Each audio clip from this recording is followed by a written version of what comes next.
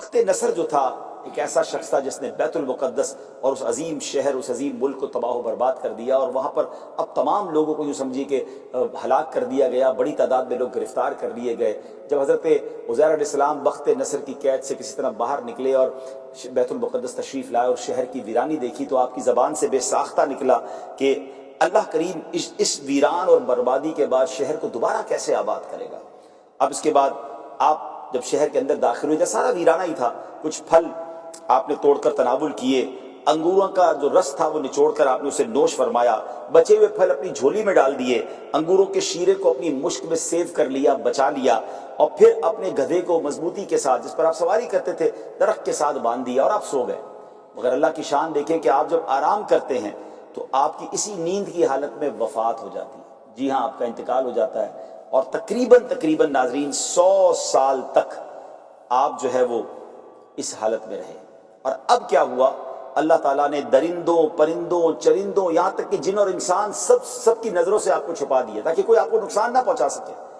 और अल्लाह की शान देखे कि 70 साल के बाद तकरीबन अब एक और बादशाह वहां से गुजरा, मुल्क के फारस का बादशाह। उसने बैतुल मुक़द्दस को आबाद करना शुरू किया, नई इमारतें बनाई, नए लोग आबाद किए, पूरा शहर कमाल तरीके से आबाद हो गया। 100 बरस के बाद हजरत उज़ैर अलैहिस्सलाम अब दोबारा अल्लाह पाक उनको ज़िंदगी अता फरमाता है, आपकी आँख खुलती है, आपने देखा तो आपका गधा मर चुका था और उसकी हड्डियाँ तक गल चुकी थी, 100 ईयर्स का वक्त गुजर चुका था ना। अच्छा, आपके सर के और दाढ़ी के बाल काले थे, यानी आपकी 40 ईयर्स की एज में आपने ये आराम किया था। आप जब 100 साल बाद जागते तब भी आपकी उम्र मुबारक होगी। कुदरत की शान देखें, कुदरत का नज़ारा देखें। अब जो फल आपने अपनी झोली में, जो थैले में रखे थे, वो फल भी प्रॉपर वैसे ही हैं, जो अंगूरों का शीरा है वो भी मुश्क में वैसे का वैसे ही है। तो आपने सोचो विचार में थे कि आप पर वही नाज़िल हुई और अल्लाह ताला की तरफ से सवाल किया गया कि ए उज़ैर, आप कितने दिनों तक यहाँ रहे हैं?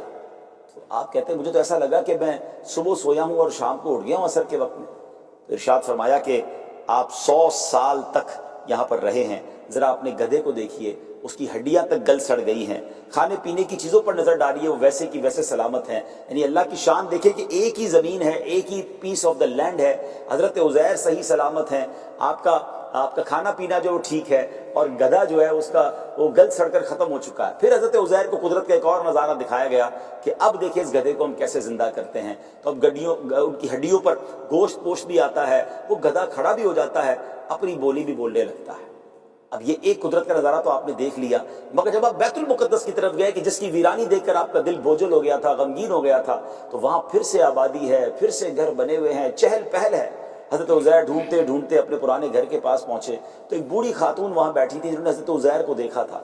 हज़रत उज़ैर ने जाकर उनसे पूछा, क्योंकि उनकी बीनाई ऑलमोस्ट चली गई थी, कि आप हज़रत उज़ैर को पहचानती हैं? तो उन्होंने कहा जी, उज़ैर तो 100 साल पहले से लापता है, पता नहीं कहाँ चले गए। ये कहकर वो रोने लगी। हज़रत उज़ैर अलैहिस्सलाम ने कहा कि मैं ही उज़ैर हूँ।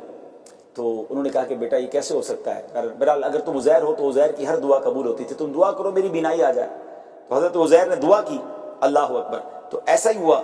और जब दुआ की तो बीनाई भी आंखों की आ गई, फालिज भी ठीक हो गया। तो अब जब उस औरत ने हज़रत उज़ैर को देखा तो कहा मैं अल्लाह की कसम खाकर कहती हूँ, गवाही देती हूँ कि यही हज़रत उज़ैर है। अब जब आपको ढूंढते ढूंढते आपके बेटों के पास ले जाया गया तो आपके बेटे 118 साल के हो चुके थे, क्योंकि उनकी लाइफ तो आगे बढ़ रही थी ना। ये अल्लाह ने अपनी कुदरत का नज़ारा दिखाया था। आपके पोते पोतियाँ आपकी उम्र से आगे बढ़ चुके थे, मगर कोई मानने के लिए तैयार नहीं था कि आप हज़रत उज़ैर हैं। अब लोगों ने ये कहा कि जनाब अगर आप हज़रत उज़ैर हैं तो मेरे वालिद साहब, जो बेटा था, कहता मेरे वालिद के दोनों कांधों के दरमियान एक काले रंग का मस्सा था जो चांद की शक्ल का था। आपने कुर्ता उतारा तो वो मस्सा भी मौजूद था। अब दूसरी बात लोगों ने कही कि हज़रत उज़ैर वो वाहिद शख्सियत है जिनको पूरी तौरात याद थी। और अब वक्त नसर के ज़माने में माअज़ल्लाह तमाम तौरात की किताबों को आग लगा दी गई थी, और जितने तौरात के आलिम थे और तौरात को जानने वाले थे, 40,000 तौरात के आलिमों को अल्लाह अकबर चुन चुन कर कत्ल कर दिया गया था। अब कोई तौरात याद करने वाला या तौरात का हाफिज नहीं है। अगर आप हज़रत उज़ैर है तो आपको तौरात ज़बानी याद होगी, आपने ज़बानी पढ़ना शुरू कर दी, मगर कोई कंफर्मेशन करने वाला नहीं था कि ये तौरात पढ़ रहे हैं। अब ये अलग मामला खड़ा हो गया। तो अब उसके बाद एक शख्स ने कहा कि मेरे वालिद साहब ने अपनी अंगूरों की बैल के नीचे एक तौरात का नुस्खा छुपा दिया था जब वक्त नसर के लोग तमाम तौरात को कब्जा कर रहे थे। ढूंढते ढूंढते उस अंगूर के बाग में जब गए और वहां से जनाब वो तौरात निकाली। हजरत उज़ैर जो तिलावत करते रहे, उन्होंने जब देखा तो हर्फ ब हर्फ आप दुरुस्त तिलावत कर रहे थे। अल्लाह अकबर। اور جناب یہ حیرت انگیز ماجرا اس قوم نے دیکھا. آپ نے دیکھا ایک کہانی کے پیچھے، ایک واقعے کے پیچھے ایک دوسرا کیسا کمال کا واقعہ نکلا. مگر ناظرین اس کہانی نے ایک اور رنگ لیا، اس واقعے نے ایک اور رنگ لیا جو اب دردناک پہلو ہوا.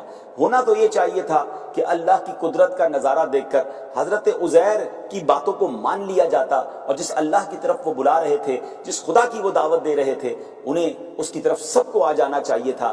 مگر جناب بعض اوقات کہتے ہیں نا کہ آنکھوں پر ایسا پردہ آ جاتا ہے اور جہالت ایسی ہوتی ہے کہ اب اس قوم نے یک زبان ہو کر یہ کہنا شروع کر دیا کہ حضرت عزیر یہی ہیں لیکن خدا کے یہ بیٹے ہیں، معاذ اللہ. اور یہیں سے ناظرین یہ یہودیوں کا غلط اور مشرکانہ عقیدہ پھیل گیا کہ معاذ اللہ حضرت عزیر خدا کے بیٹے ہیں، اور یہودی آج تک اس باطل عقیدے پر جمے ہوئے ہیں. معاذ اللہ حضرت عزیر جو ہیں وہ خدا کے بیٹے ہیں. اب یہ واقعہ آپ نے جو سنا، یہ قرآن مجید فرقان حمید میں بڑی تفصیل کے ساتھ بیان ہوا.